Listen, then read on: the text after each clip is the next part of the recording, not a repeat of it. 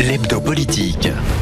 Bonsoir et bienvenue dans l'hebdo politique, votre rendez-vous politique du dimanche soir sur Radio Sensation, épisode 180. Ce soir nous recevons Aurore Berger, députée LREM des Yvelines.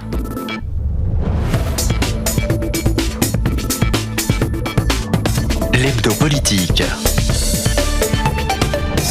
Aurore Berger, bonsoir. Bonsoir. C'est donc le choix du durcissement dans l'allègement qui a été choisi par le gouvernement à partir du 15 décembre, mardi. Donc les auditeurs qui nous écoutent pourront voyager dans toute la France librement, sans attestation entre 6h et 20h, mais ne pourront pas retourner au théâtre, ni au musée ou encore au casino. C'était le plan pourtant annoncé il y a plus de 15 jours désormais par Emmanuel Macron, mais face aux chiffres du virus qui ne baissent plus, la décision a été prise donc de revenir sur ces mesures. Aurore Berger, en qualité de membre de la commission des affaires culturelles à l'Assemblée nationale et puis aussi présidente déléguée du groupe LREM, pouvez-vous nous dire ce soir, notamment à ceux qui nous écoutent et qui pourraient être encore perplexes quant à ces choix et désemparés, en quoi il est plus dangereux pour la santé de chacun de se rendre par exemple au Ciné 7 place du commerce à Elancourt, juste à côté de ces studios, avec toutes les restrictions sanitaires requises, que dans les transports, dans le réseau Skibus ou dans une boutique à proximité aussi du Ciné 7 par exemple pour faire ses courses de Noël. Pourquoi faire ces choix-là ? Alors déjà, il y a quand même un choix d'assouplissement qui est majeur, le simple fait qu'on puisse recirculer entre régions, c'est-à-dire permettre aussi aux familles de pouvoir se retrouver. Pour certaines d'entre elles, elles sont coupées, scindées depuis plusieurs semaines et c'est très douloureux de ne pas pouvoir revoir ses parents ou ses grands-parents tout en respectant, on le sait bien, les gestes barrières.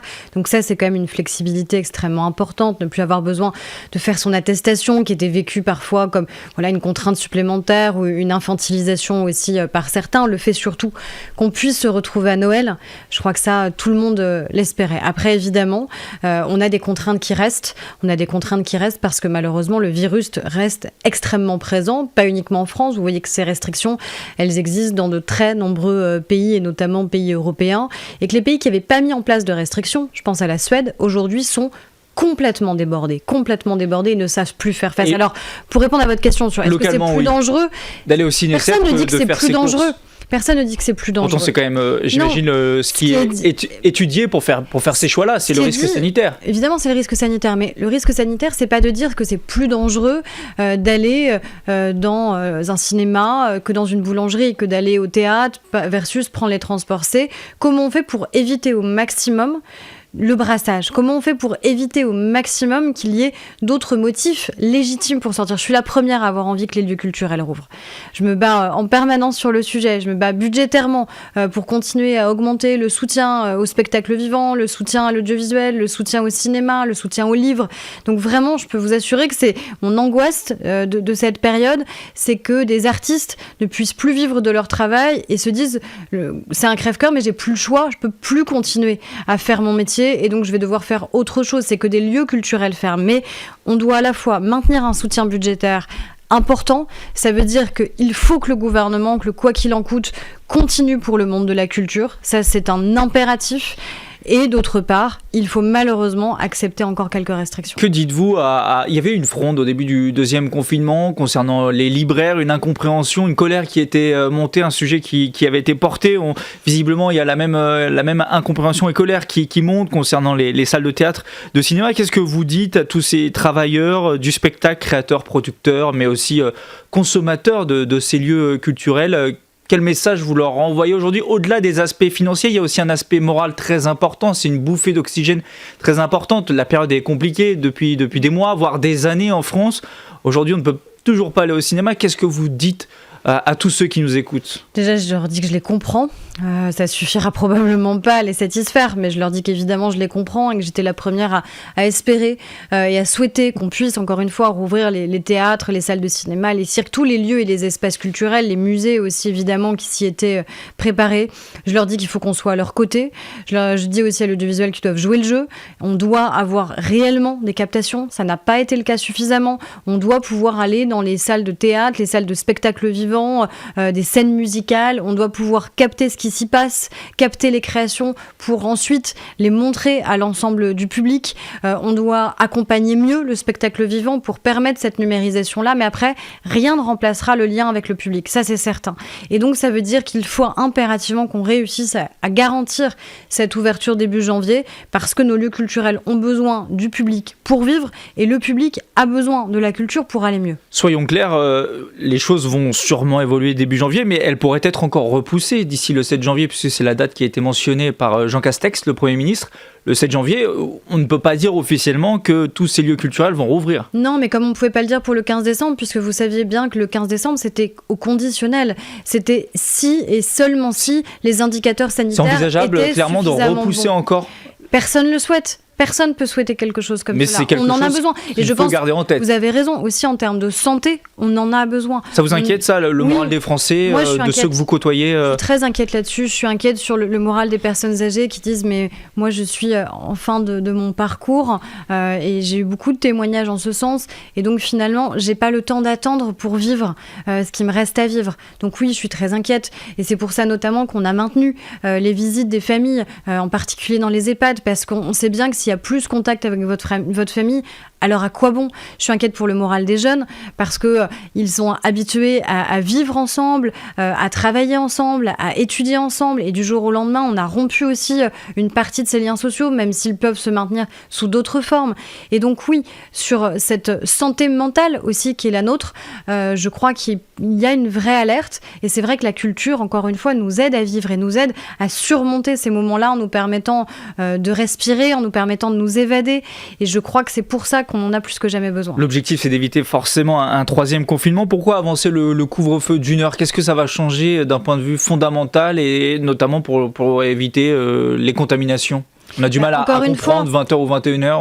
Mais oui, mais dans ces cas-là, ça peut être aussi 22h. Vous voyez, c'est ce qui était annoncé par Emmanuel Macron. Il aurait pu annoncer 22h. Il faut toujours avoir une limite. En ce moment, malheureusement, on est contraint de poser une limite. Tout simplement parce que ça permet d'avoir moins de déplacements. C'est uniquement ça.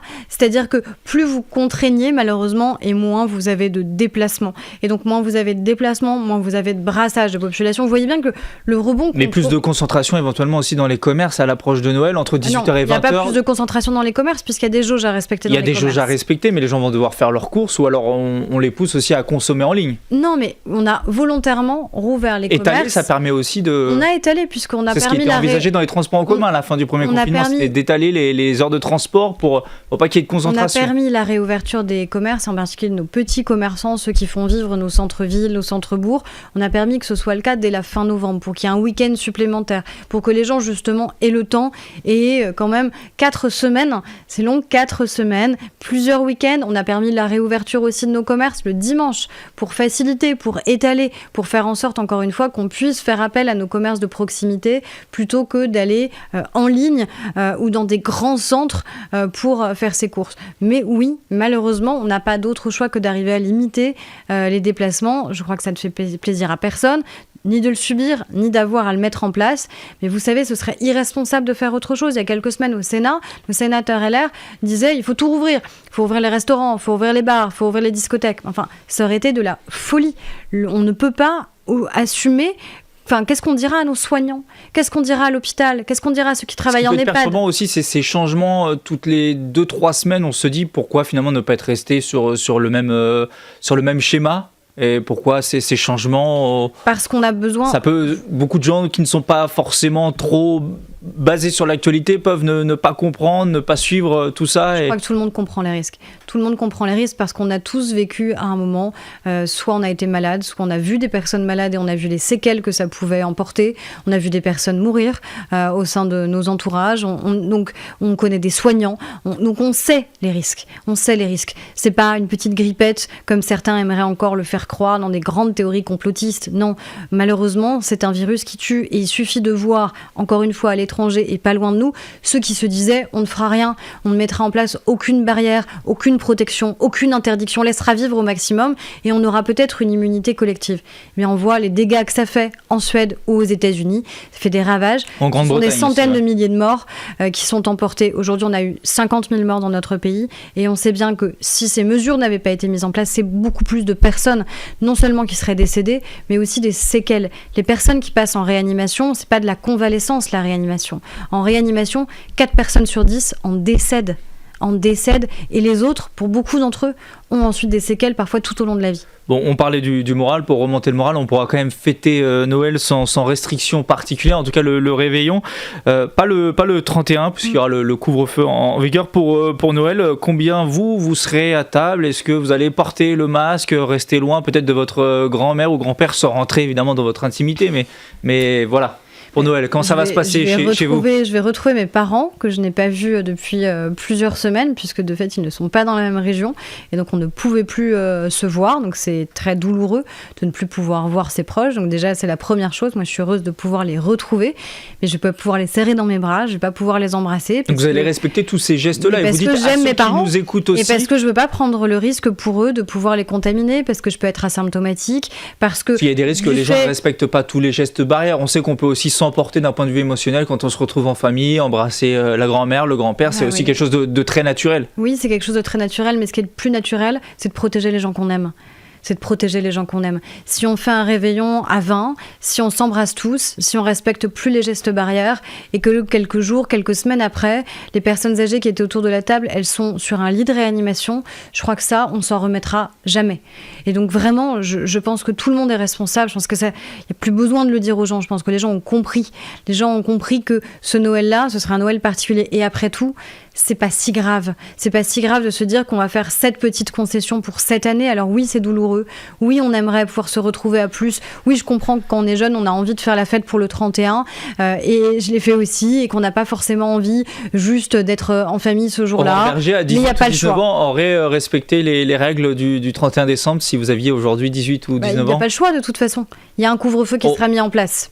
Et si le couvre-feu est mis en place, il y aura des amendes. À la télé, des jeunes qui disent on va se retrouver avant 20h, on va rester toute la nuit ensemble. Voilà, c'est des choses qu'on peut imaginer. Encore une fois, vous savez, on pourra jamais, et heureusement dans une société démocratique, réglementer les moindres comportements individuels. Je ne suis pas là pour rentrer dans l'intimité des foyers, l'intimité des gens. Je crois que les gens sont adultes, les gens comprennent les risques, les gens les mesurent, les gens les vivent tout simplement et subissent ces risques-là. Donc il n'y a pas besoin en permanence de le leur rappeler. Il y a des règles de bonne conduite assez évidentes qu'on doit tenir juste et tout simplement parce qu'on aime nos proches et qu'on n'a pas envie demain de les contaminer ou de les savoir en réanimation. Aurore Berger, il faut porter le masque à Noël, alors pas pendant le repas, c'est très compliqué, ça semble logique, mais avant ou après? Au moins les gestes barrières, c'est-à-dire en effet, on se jette pas dans les bras les uns des autres, on fait très attention à continuer à se laver les mains.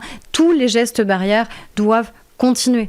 Et ils devront probablement continuer aussi une fois qu'il y aura le vaccin, parce que vous savez que ce sera... C'est la grande bataille, oui, de demain, la confiance sur le vaccin. Vous, par exemple, vous allez vous faire vacciner dès que possible? Si je peux me faire vacciner, je le ferai. Après, il y a des personnes qui sont plus prioritaires que moi, parce qu'ils ont soit un âge, soit une pathologie. Mais évidemment, je me ferai vacciner. S'il le faut, je me ferai filmer en train de me faire vacciner pour être sûr. C'est un peu le débat aussi qui moi, j'ai aucun problème à une totale transparence sur le sujet. Est-ce que vous soyez favorable à ce qu'Emmanuel Macron, lui, par exemple, se vaccine devant une caméra ou autre? On sait que les images sont très importantes aujourd'hui. Si ça peut rassurer les Français et montrer qu'il n'y a pas de risque et que nous-mêmes qui prenons cette décision pour les Français de dire voilà, vous aurez accès au vaccin. Mais vous savez, malheureusement, le propre de ces thèses complotistes, c'est que c'est pas rationnel. Et donc, face à ça, c'est très difficile de lutter. Par contre, pour moi, il y a quelque chose d'assez évident, c'est qu'à partir du moment où on n'a pas rendu le vaccin obligatoire, je vois pas donc quel bénéfice on en tirerait. Voilà, donc il faut arrêter de croire que les labos pharmaceutiques ont inventé un virus pour ensuite mieux nous contaminer. On parle dans notre pays de 50 000 morts. J'ai entendu une rumeur folle il y a quelques semaines. J'étais alertée par des soignants à l'hôpital de Rambouillet parce qu'on venait leur dire qu'en fait, ils étaient payés au nombre de décès. C'est-à-dire qu'ils touchaient des primes, plus il y avait de décès. Mais enfin, comment on peut en venir à penser ça? Des gens qui passent leur journée à essayer de sauver la vie des autres, et on en venait à penser qu'en fonction du nombre de décès, eh bien, ils touchaient des primes. Donc, il faut arrêter cette folie-là. Finalement. dans ces nous thèses qui sommes interrogés, complotistes. mais enfin c'est à chacun aussi de s'interroger. C'est à chacun de s'interroger quand il voit une publication sur Facebook, sur Twitter, sur les réseaux sociaux, quand il reçoit une boucle de mails, de se dire ok, ça vient d'où ? C'est quoi la source ? Est-ce que la personne a vraiment pu dire ça ? Prendre un minimum de recul, qu'on aime ou qu'on n'aime pas son personnel politique, qu'on aime ou qu'on n'aime pas les médias, à un moment, il faut quand même être vigilant sur la manière avec laquelle on diffuse ce qui n'est plus de l'information. Et on doit pouvoir réussir à faire le tri, il faut faire beaucoup d'éducation aux médias dès le plus jeune âge. C'est ce que fait Radio ça, c'est Sensation. On essentiel. va évoquer le sujet si vous le permettez à présent. Juste pour rebondir sur ce que vous disiez, donc pas de vaccin obligatoire, pas d'isolement aussi obligatoire. Ce sont les annonces de Jean Castex cette semaine. Pour la culture, vous êtes membre, donc je le disais au début de cet entretien, de la Commission des affaires culturelles et de l'éducation à l'Assemblée nationale. Vous êtes ici dans les locaux de Radio Sensation, radio associative locale. Il y en a près de 700 en France. On connaît leur rôle, leur importance, notamment pour les partenariats culturels, l'éducation aux médias des plus jeunes, mais aussi le lien social qu'elles peuvent créer avec les habitants de chacun des quartiers. Ces radios comme la nôtre subissent la crise actuelle avec tous ces partenariats qui sont impossibles à présent. Un fonds a été mis en place pour les radios locales dites commerciales, donc celles qui peuvent vivre grâce à la publicité de 30 millions d'euros. Rien officiellement encore, en tout cas pour le moment, pour les radios locales associatives comme nous, limitées donc par ces revenus. Néanmoins, les choses semblent bouger. Un amendement au projet de loi de finances pour 2021 a été adopté récemment au Sénat pour soutenir à hauteur de 3,5 millions d'euros toutes les radios sensations de France. Amendement voté par les sénateurs, excepté par ceux de LREM, où il y a eu visiblement une abstention. Déjà, pourquoi ? Et est-ce que quand le sujet va arriver à l'Assemblée nationale, visiblement lundi, donc demain, est-ce que vous allez porter ce projet et voter pour ? Alors, il y a deux choses. C'est assez complexe. Oui, non, mais il y a en effet un soutien qui est nécessaire aux médias dans cette période. Déjà, en effet, aux radios dites commerciales, pour une raison simple, c'est qu'en fait, la publicité a progressivement, si ce n'est disparu pendant le premier confinement, quasiment, et elle a été extrêmement limitée. Donc ça veut dire que du jour au lendemain, vous n'avez plus de recettes, vous n'avez plus les moyens de produire de l'information, donc on comprend ce vous n'avez plus les moyens de diffuser. Donc c'est nécessaire, c'est-à-dire que si on ne veut pas que notre réseau, notre tissu de radios locales disparaisse, eh bien on a besoin d'aider les radios qui d'habitude vont plutôt bien parce qu'elles ont le bénéfice de la publicité, même si c'est pas simple pour toutes, mais qui du jour au lendemain malheureusement, tout simplement parce que les annonceurs sont partis. Parce que quand vous étiez confinés, vous pouviez quasiment plus consommer, donc vous n'alliez pas faire une publicité pour une voiture si vous ne pouviez pas aller chez votre concessionnaire. Et pour les radios locales associatives, celles qui ne vivent pas de la pub de base. Sur les radios locales associatives, il y a deux choses. Moi, je souhaite en effet qu'on puisse avoir un soutien financier. Et donc, c'est la discussion qu'on a justement aujourd'hui en cours et on l'aura lundi soir ou mardi en fonction de l'agenda, puisqu'on va examiner en deuxième lecture, une deuxième fois le projet de loi de finances. Donc moi, je souhaite qu'on puisse avoir un fonds dédié aux radios associatives à ce moment-là. Et je crois qu'on de 3 millions...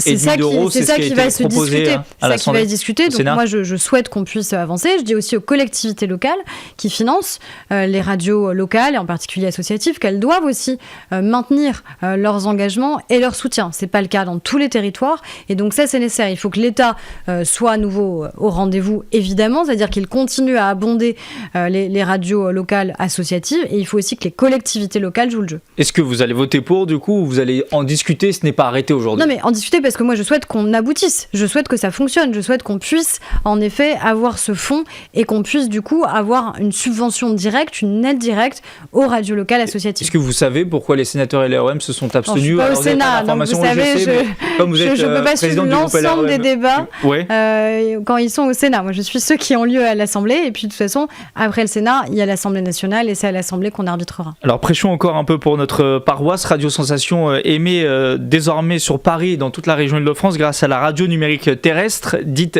DAB+. Ce nouveau type de diffusion est encore méconnu des Français. On sait qu'à l'époque de la TNT, au milieu des années 2000, il y avait une grande campagne de communication qui avait été faite. C'est pas le cas encore aujourd'hui pour cette nouvelle forme de radio. Est-ce que vous pensez que là aussi, il faut faire bouger les choses et lancer une campagne de communication pour soutenir Radio Sensation qui peut être écoutée vous-même ce soir sur Paris, enregistrant depuis les Yvelines? Exactement, oui, évidemment, pour que les auditeurs comprennent bien. En effet, c'est un peu le même principe que la TNT. souveraineté, c'est de faire en sorte qu'on ait à la fois un anonymat, une gratuité, une qualité d'écoute aussi qui soit vraiment renforcée. Et ça, en effet, face au numérique, on a besoin aussi, nous, de renforcer notre souveraineté, de renforcer nos réseaux. Et donc, il faut faire en sorte aussi que de plus en plus de radios se convertissent à cette nouvelle norme pour faire en sorte qu'elle soit beaucoup plus connue, beaucoup plus acceptée. Donc, je pense qu'en effet, il faut le renforcer en termes d'investissement, il faut le renforcer pour le faire mieux connaître, il faut le renforcer tout simplement parce que c'est un confort d'écoute pour les auditeurs et parce que ça permet de maintenir la diversité en fait de tout le tissu des radios. C'est ça qui est important et qui est en jeu aussi dans cette crise. C'est comment on fait en sorte qu'à l'issue de cette crise, on ait la même diversité. On en parlait en matière culturelle, c'est pareil pour les médias. Il n'y aurait rien de pire que de se dire qu'après la crise, parce que la presse déjà connaissait des difficultés importantes, il y aura moins de titres de presse locale, il y aura moins de radios associatives, il y aura moins de radios commerciales. C'est un sujet sur lequel vous êtes très important. attentive et sur lequel vous allez travailler. C'est clair, sur le sujet, on va passer, il nous reste quelques minutes seulement au sujet peut-être plus national et politique. Nouveau week-end avec des manifestations prévues contre la loi sécurité globale, principalement en région. On ne va pas parler du fond parce qu'on en a beaucoup parlé, notamment avec cet article 24 qui devra être réécrit par l'Assemblée nationale courant janvier sur ce qui est prévu, mais sur ces violences policières qui se multiplient, enfin violences policières et puis aussi violences des manifestations, les deux, depuis désormais, on va dire 2016, on a l'impression qu'il y a eu un tournant avec la loi El Khomri, tout qui est tourné désormais en direct et qui est diffusé, et ces manifestations qui sont toujours très violentes. Ça n'a pas été arrangé, ça n'a pas pu s'arranger depuis 2017, depuis l'arrivée au pouvoir d'Emmanuel Macron. Est-ce que c'est un constat d'échec aussi de la part de votre parti et puis du pouvoir en place qui n'a pas pu inverser les choses? Ce qui est certain, c'est qu'on a aujourd'hui des manifestations qui sont beaucoup plus violentes qu'elles ne l'étaient auparavant, pour plein de raisons. Déjà parce qu'aujourd'hui, les manifestations ne sont pas organisées par des organisations syndicales. Avant, c'était des organisations syndicales qui appelaient à la manifestation, à la mobilisation, et aussi qui les encadraient. Il y avait des services d'ordre dans ces manifestations. Il fut un temps où Emmanuel Macron disait qu'il fallait passer outre aussi ces organisations syndicales. Non, mais tout simplement dire qu'à un moment, il fallait dialoguer directement avec les Français. Moi, je dis pas qu'il fallait dialoguer. Non, c'est deux choses complètement différentes. Il ne faut pas, en effet, dialoguer exclusivement avec les organisations syndicales. Il faut dialoguer avec l'ensemble des Français. Et c'est ce qu'on fait. C'est ce qu'on fait aussi avec la Convention citoyenne pour le climat, par exemple. Ce que je dis juste, c'est que dans le cadre des manifestations, c'est-à-dire celles et ceux qui appellent à mobiliser et qui appellent les Français à venir manifester, ce qui est un droit constitutionnel et qu'il faut donc préserver. On avait avant des organisations qui permettaient de les encadrer. Il y avait des services d'ordre. Jamais un service d'ordre, que ce soit la CGT, la CFDT, FO, peu importe, n'aurait accepté que des casseurs se mêlent aux manifestations. Ils les sortaient. Aujourd'hui, c'est l'inverse qui se passe. On voit des manifestants, donc mais je ne sais pas... C'est la faute des syndicats, d'après vous? Mais non, mais c'est pas ce que je dis. Je vous dis qu'auparavant, les manifestations, elles étaient organisées par des syndicats. Je vous dis qu'aujourd'hui, on a des manifestations sur des mots d'ordre, mais qui ne sont pas organisées par les syndicats. Je ne dis pas que c'est la faute des syndicats. Non, je dis juste qu'on a... Pour être clair et bien comprendre, hein. C'était pas... Laissez-moi finir, ce sera peut-être plus simple. Excusez-moi, mais je voudrais juste pouvoir aller au bout de ce propos. Allez-y. Donc, de fait, quand vous n'avez pas une organisation qui appelle à manifester, vous n'avez pas un seul interlocuteur. Vous êtes la préfecture.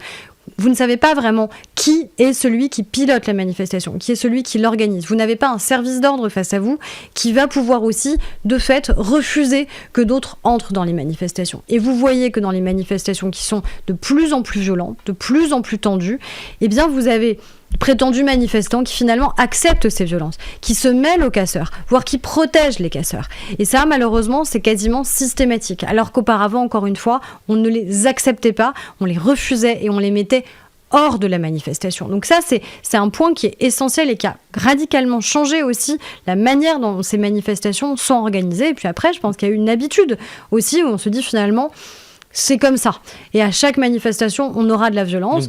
Et on a en effet aussi ces images, le harcèlement qui existe à l'encontre de nos forces de l'ordre, où on voit des dizaines et des dizaines de personnes dont on ne sait pas trop qui elles sont, qui sortent leur portable, qui commencent à filmer, qui vont diffuser 3 secondes, 5 secondes, 10 secondes, un extrait hors contexte. On ne sait pas ce qui s'est passé avant, ce qui s'est passé après. Et on voit parfois même ces images terribles où on a un policier à terre qui est en train de se faire tabasser. Le premier réflexe de ces gens, au lieu de porter secours, c'est de filmer. Et c'est ça qui est quand même insupportable. Je sais pas, vous voyez demain une femme qui se fait agresser dans le métro, est-ce que votre réflexe c'est de sortir votre portable pour le filmer ou c'est de faire en sorte que l'agresseur cesse? Il faudrait que ce soit la même chose avec les forces de l'ordre. Les choses sont comme ça, il faut revoir la stratégie de maintien de l'ordre lors des manifestations. On sent aussi une montée en violence de la part des forces de l'ordre qui peut se comprendre à force de se faire, vous le disiez. Moi je crois pas qu'il y ait une montée en violence de la part des forces de l'ordre. Je crois pas. Moi je vois encore les images qu'on a eues la semaine dernière. On voit des forces de l'ordre qui, statiques, se font juste balancer des projectiles sur elles, se font harceler, se font menacer, se font parfois tabasser. Vous n'avez pas des forces de l'ordre qui répondent avec violence. Vous avez des forces de l'ordre qui parfois sont contraintes de se défendre et qui n'ont pas d'autre choix que l'emploi de la force. Mais enfin, je peux vous dire que vous auriez jamais ces images en effet dans d'autres pays. Dans d'autres pays, en effet, les policiers emploieraient des méthodes qui seraient beaucoup, beaucoup plus musclées. Je ne souhaite pas qu'on y arrive, mais je ne refuse aussi que nos forces de l'ordre soient en permanence prises à partie et qu'on en vienne à avoir des polémiques systématiques. Tout ça parce que quoi ? Parce qu'on a en effet 3 secondes qui sont jetées en pâture et qu'on a nos forces de l'ordre qui sont jetées en pâture. Et ça, c'est inacceptable. Le futur nouveau article 24, à quoi va-t-il ressembler ? Est-ce que sur le fond, ça sera la même chose ? C'est plutôt des mots qui vont changer pour être plus compréhensibles Mais je pense qu'il faut arriver à distinguer en fait la personne qui est un journaliste, qui est dans un organe de presse, qui est évidemment légitime à être présent, qui sait faire aussi de la personne qui serait là pour agresser, de la personne qui serait là pour harceler, de la personne... Il y a des journalistes aussi qui ont été chahutés. Vous connaissez ces polémiques ? Oui, mais j'entends bien qu'il y ait des journalistes qui aient pu être chahutés. Dans ces cas-là, il faut que des plaintes puissent être déposées, il faut que des enquêtes et des investigations soient faites, et c'est la justice qui ensuite arbitrera. Moi, je ne veux pas qu'on se retrouve dans un régime où, de fait, encore une fois, à chaque mouvement potentiel de foule, on a des dizaines et des dizaines de personnes qui considèrent qu'il faut aller chercher la difficulté, qu'il faut aller provoquer une image qui sera ensuite celle qu'on retiendra de la manifestation. Si on veut pouvoir continuer à manifester dans notre pays, ce qui est un droit absolu, ce qui est une liberté fondamentale, ce qui est dans notre constitution, il faut aussi faire en sorte, quand on est manifestant, de refuser d'être apparenté à celles et ceux qui, eux, viennent uniquement pour casser et en l'occurrence aussi pour tabasser des forces de l'ordre. On va terminer sur un sujet, dernière question, sujet d'avenir éminemment important, le climat. Ce week-end, 5 ans, on célèbre les 5 ans de l'accord de Paris. Rapidement sur ces critiques qui font jour, sur les engagements un peu trahis d'Emmanuel Macron sur le climat, notamment avec la Convention citoyenne, où toutes ces propositions ne sont finalement pas retenues, sans filtre, comme ce qui était annoncé en avril 2019. Que répondez-vous ? Je réponds qu'on est dans notre rôle de parlementaire. Oui, ce sera transmis sans filtre au Parlement. Mais enfin, les parlementaires... Ce sera transmis sans filtre au Parlement. Mais ça veut dire qu'ensuite, nous allons les examiner. Ça veut dire qu'ensuite, nous allons pouvoir les travailler. Ça veut dire qu'ensuite, nous allons pouvoir travailler avec toutes celles et ceux qui sont dans des secteurs qui sont impactés. Sans filtre, ça veut dire que vous avez repris les 149 propositions mot pour mot et puis après, vous allez les retravailler. Elles seront débattues. Elles seront retravaillées. Je vous donne un exemple, par exemple, sur la publicité. Est-ce qu'on considère que la proposition qui est faite par la Convention citoyenne pour le climat est la bonne ? C'est-à-dire qu'on interdit purement et simplement des publicités. Mais concrètement, on fait comment pour financer ensuite les médias? Personne ne le dit. Donc si vous voulez, il y a aussi tout ça. Je voyais une des propositions était de dire vous n'aurez plus le droit de vendre votre logement. Vous n'aurez plus le droit de vendre votre logement si vous ne l'avez pas rénové en matière thermique. Mais il y a des Français qui n'ont pas les moyens. Ils font comment ? Ils sont coincés, ils ont leur logement sur les bras. Parfois aussi qui est contradictoire avec les ambitions environnementales. C'est pour ça qu'il faut des ambitions environnementales extrêmement précises et fortes. Et je peux vous dire que quand vous êtes un gouvernement qui a mis fin à Notre-Dame-des-Landes, alors qu'aucun gouvernement n'assumait, qui a mis fin à Fessenheim, alors qu'aucun gouvernement n'assumait, qui a eu des engagements extrêmement puissants sur la réussite de l'accord de Paris, qui a fait de l'économie circulaire une priorité parce que ça crée aussi de l'emploi. Il y a aussi le projet Europacity qui est souvent mentionné dans le nord de l'Île-de-France. Qui a été arrêté. Et c'est pas simple aussi à faire accepter à des territoires qu'on va arrêter des projets qui peuvent être porteurs en matière économique, mais qu'on le fait au nom aussi des principes environnementaux qui sont les nôtres. Donc oui, on reprend sans fil, ça veut dire qu'on va débattre de toutes leurs propositions. Toutes. Mais après, le Parlement a un rôle à jouer et on doit pouvoir aussi nous, auditionner toutes celles et ceux qui seraient impactés. Je peux vous dire que nous, dans ce département, on doit pouvoir aussi travailler avec les agriculteurs, on doit travailler avec celles et ceux qui permettent la construction des logements, on doit travailler avec les bailleurs, on doit travailler avec toutes celles et ceux qui seraient impactés par les mesures et qui n'ont pas toujours été auditionnés. Merci Aurore Berger d'avoir répondu à nos questions. Vous êtes député des Yvelines de la 10e circonscription du département et président délégué du groupe LREM à l'Assemblée nationale. L'hebdo politique, c'est fini pour ce dimanche. Vous pouvez retrouver cette émission en podcast, audio et vidéo sur notre site internet, applications et réseaux sociaux. À dimanche prochain sur Sensation.